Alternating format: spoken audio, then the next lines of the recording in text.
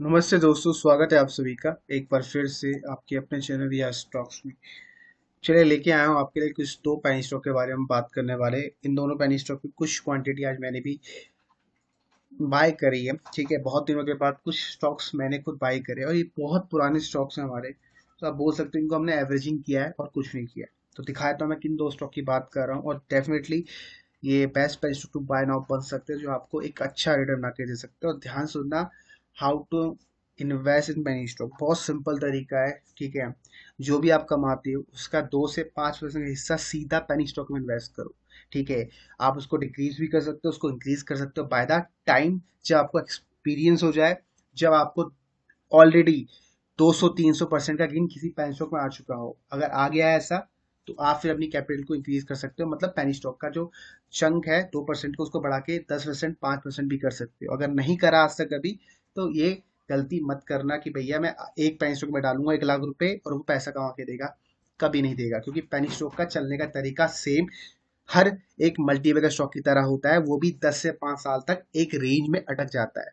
तो अगर आपने 1 लाख रुपए इन्वेस्ट कर दिया किसी पेनी स्टॉक में, वो 10 साल या 5 साल तक एक रेंज में फंस गया, तो आपको लगेगा कि मैंने गलत पेनी स्टॉक चूज कर लिया। इसलिए समझदारी से इन्वेस्ट करो। वो तरीका क्या है? तरीके से इन्वेस्ट करो। ठीक है, छोटे छोटे टुकड़ों में इन्वेस्ट करो ट्रेडिंग की तरह।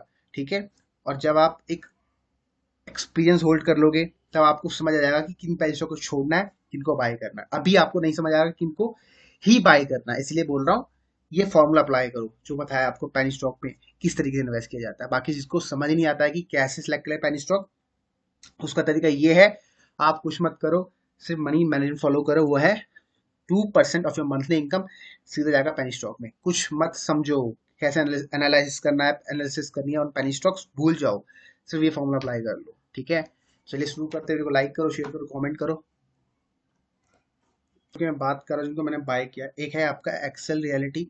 ठीक है, जो भी 40 पैसे चल रहा था, मैंने उसको यहाँ पर बाय किया है। साथ में पीएमसी फिनकॉप, अगर आपको याद हो 17 पैसे ने बहुत पहले सजेस्ट किया था और स्टॉक ने बहुत अच्छा रिटर्न हमें बना के दिया। अब स्टॉक ₹1.57 तक आया था, मैंने वहाँ स्टॉक को एवरेज नहीं किया, लेकिन मैंने आज स्टॉक को बाय किया। बहुत अच्छा वॉल्यूम स्टॉक में आया है और मुझे लगता है ये प्राइस स्टॉक का बहुत अच्छा प्राइस है। ₹2 की प्राइस में अगर आपको मिलता है तो आप पक्का स्टॉक को नजरों में रख सकते हो। तो दिखाता हूँ स्टॉक के बारे में, दोनों स्टॉक्स क्यों मुझे नजर पसंद आते हैं बेसिकली। को में आप लोग देख सकते हो काफी अच्छा वॉल्यूम आया इस 5 मिनट में, ऑलमोस्ट 1 मिलियन के आसपास का वॉल्यूम आया और यही मैंने स्टॉक को बाय किया था। ठीक है, यहाँ स्टॉक यहाँ तक आया था। मैंने आपको पहले भी बोल रखा है स्टॉक का ये सपोर्ट रेंज है। अगर आप ध्यान से देखोगे तो ये एरिया मैंने आपको पहले बता रखा है कि यहाँ स्टॉक को आप बाय कर सकते थे। देखो ये, ठीक है, यहीं हमारे स्टॉप लॉस के आसपास स्टॉक आया। ये ट्रेडिंग पर्पज से बाय हमने बताया था आपको, तो यहाँ सपोर्ट लिया, दोबारा ऊपर जा रहा है। ठीक है, तो यहाँ अगर स्टॉक ₹1.60 तोड़ देता है, तो आप चाहो तो स्टॉक में एग्जिट कर सकते हो, लॉस कट कर सकते हो। ठीक है, क्लोजिंग बेसिस में। अगर आपको नहीं तोड़ना है तो आप यहाँ पर एवरेज कर सकते हो। अगर ₹1 आता तो वहाँ भी एवरेज कर सकते हो। ठीक है, जैसे मैं चाहता हूँ कि आप लोग इन्वेस्टमेंट अगर कर रहे हो तो वही फॉर्मूला अगर अप्लाई करोगे, तो उस तरीके से अगर आप जाओगे तो लॉस आपको बहुत नॉमिनल होगा, क्योंकि आप एवरेजिंग कर रहे हो जब भी स्टॉक का प्राइस गिरता है, वो 2% के फॉर्मूले से। ठीक है, अब ये नहीं कि आपको एक ही पेन स्टॉक बाय करना है, बहुत सारे पेन स्टॉक मैं बताता रहता हूँ, आप उसके हिसाब से ही बाय कर सकते हो। ठीक है, बहुत पहले आपको यहाँ सजेस्ट किया था और उसके बाद देखो यहाँ तक गया, अब नीचे आया, तो ये तो गिरावट आएगी भाई। उसके बाद यहाँ ये टाइम बिताएगा, फिर ऊपर जाएगा। जैसे मैंने बोला, देखो लास्ट 5 से 10 सालों में स्टॉक प्राइस यहीं घूम रहा था, 17-18 पैसे। तो ये होता है पेनी स्टॉक में। आपको लग रहा कि आपने 1 लाख रुपए डाल दिया और कल ही वो रॉकेट हो जाएगा, नहीं भाई, 10 से 15 साल वो रेंज बताने वाला है ऐसे करके। इसलिए इसके लिए भी अपना माइंड को प्रिपेयर कर लो। ठीक है, ये पीएमसी फिनकॉप हो गया। अब अगला जो स्टॉक है एक्सेल रियलिटी, ये भी मैंने आपको बहुत पहले सजेस्ट किया था। ठीक है, ये 35 पैसे स्टॉक यहाँ आपको सजेस्ट किया था, दोबारा ऊपर गया। ठीक है, हाँ ठीक है, देखो ₹12 तक इसने हाई बनाया था। अभी आई थिंक स्प्लिट और बोनस भी दिया है इसने कुछ, राइट।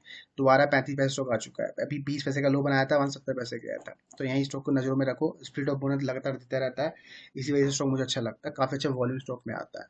ठीक है, तो और कोई रीजन नहीं है स्टॉक का बाय करने का, जस्ट बिकॉज स्टॉक में अच्छा वॉल्यूम आता है और एक पैनी स्टॉक है। तो मैं तभी कह रहा हूँ नजरों में रखो। देखो यहाँ रेंज बनाई थी, ऊपर गया, दोबारा उसी रेंज में सपोर्ट ले रहा, तो ये रेंज सपोर्ट एरिया बनती है।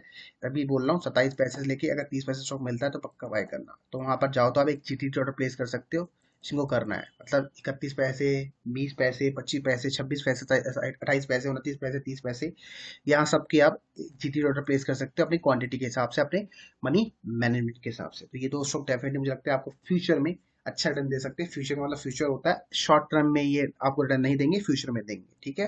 बाकी कोई क्वेश्चन है मन में, सुझाव है, कोई डाउट है, आप नीचे कमेंट कर सकते हो। ये मेरा खुद का पर्सनल व्यू है, प्लीज एक बार खुद की एनालिसिस ऐड करना। और मेरे पास इन दोनों स्टॉक की होल्डिंग बहुत सस्ते दामों में पड़ी है, मैं आपको पहले बता दूं, ठीक है। बाकी मिलते हैं अगली क्लास में।